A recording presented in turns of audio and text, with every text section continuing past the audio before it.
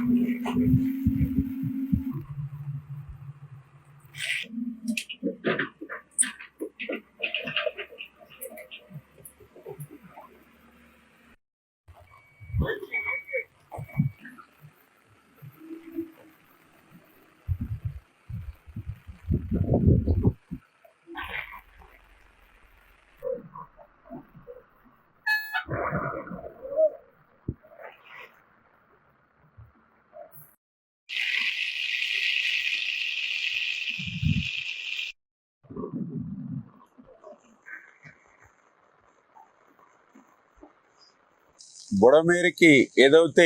ఇటు లెఫ్ట్ బండి మీద 3 ఏదైతే బ్రీచెస్ 200 మీటర్ల పైబడి ఏదైతే పడ్డాయో, అదేవిధంగా అటు రైట్ బండి మీద 7 బ్రీచెస్ ఏదైతే పడ్డాయో, అదేవిధంగా ఏదైతే పులివాగు దగ్గర 3 బ్రీచెస్ ఏదైతే పడ్డాయో, మరి వెంటనే అందులో కూడా ప్రత్యేకించి ఈ లెఫ్ట్ బండి మీద ఉన్నటువంటి ఆ 200 మీటర్ల 3 బ్రీచెస్ ని ఆ గండ్లను పూడిస్తేనే ఆ యొక్క సింగినగర్ గాని ఆ విజయవాడ పట్టణంలో ఉన్నటువంటి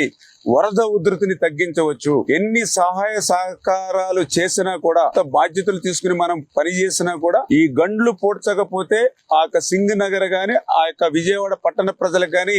ఉపశమనం ఇవ్వలేము అనేటువంటి ఉద్దేశంతో చంద్రబాబు నాయుడు గారు ఎప్పటికప్పుడు ఈ యొక్క గండ్లను పూడ్చడమే ధ్యేయంగా లక్ష్యంగా మాకు మానిటరింగ్ చేస్తూ, అదేవిధంగా నారా లోకేష్ బాబు గారు కూడా స్వయంగా ఈ గండ్ల దగ్గరికి వచ్చి ఆయన కూడా సూచనలు ఇవ్వడమే కాదు, ఏదైతే ఏజెన్సీలు కూడా ఎన్ని కావాలితే అంతమందిని పెట్టుకుని ఈ ఎంత ఎక్విప్మెంట్ కావాలంటే అంత ఎక్విప్మెంట్ కూడా ఆయన ఎప్పటికప్పుడు మాకు అందిస్తూ ప్రతి 1 అవర్ కూడా క్లోజ్ మానిటరింగ్ చేస్తూ ఉన్నారు. అందుకే ఈరోజు ఎంత వర్షం వచ్చినా గాలి వచ్చినా కూడా దాన్ని కూడా మేము తట్టుకుని ఎదుర్కొని ఏదైతే అధికారులు కానీ అదేవిధంగా ఏజెన్సీలు కూడా వాళ్ళ యొక్క సహకారంతో ఆ బుడమేరు గండ్లను యుద్ధ ప్రాతిక మీద